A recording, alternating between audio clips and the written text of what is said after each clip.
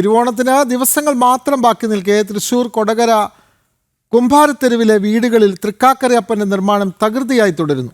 ചിങ്ങമാസത്തിലെ തിരുവോണനാളിൽ ഓണം കൊള്ളുന്നതിനായി വീടുകൾ പ്രതിഷ്ഠിക്കാനുള്ള വിവിധ വലുപ്പത്തിലുള്ള തൃക്കാക്കര അപ്പന്മാരെയാണ് ഇവർ കളിമണ്ണിൽ ഒരുക്കിയെടുക്കുന്നത്.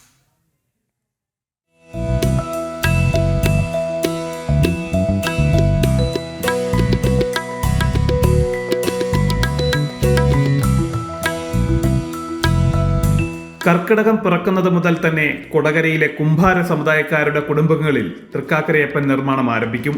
ഓരോ വീടുകളിലും നൂറുകണക്കിന് ചെറുതും വലുതുമായ കളിമൺ രൂപങ്ങളാണ് ഇവർ നിർമ്മിക്കുന്നത്.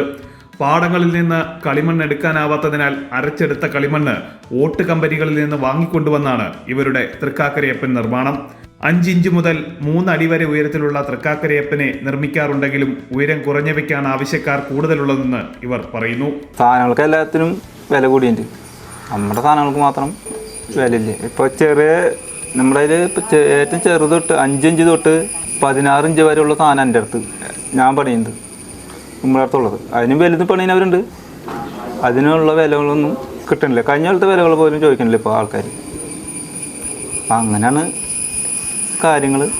കാര്യങ്ങളുടെ പോക്ക്.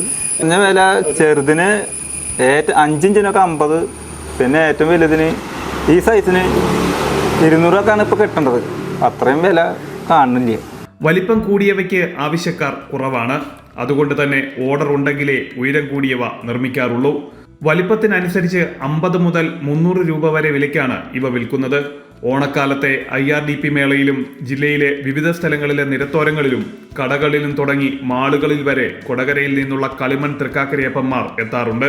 സ്ത്രീകളും കുട്ടികളും മുതിർന്നവരും വീട്ടുമുറ്റത്ത് ഒരുമിച്ചിരുന്നാണ് നിർമ്മാണം നടത്തുന്നത്. ഉണക്കിയ ശേഷം വിവിധ ഡിസൈനുകളിൽ ചായം കൊടുത്ത് അലങ്കരിക്കും. പണ്ടൊക്കെ ഓട്, ഇഷ്ടിക എന്നിവ പൊടിച്ചു ചേർത്തുണ്ടാക്കുന്ന ചായമടിച്ചാണ് തൃക്കാക്കരയപ്പനെ ഒരുക്കാറുള്ളതെങ്കിൽ ഇപ്പോൾ കടയിൽ നിന്നും വാങ്ങുന്ന പെയിന്റ് അടിച്ചാണ് തൃക്കാക്കരയപ്പന്മാർക്ക് ചന്തം നൽകുന്നത്.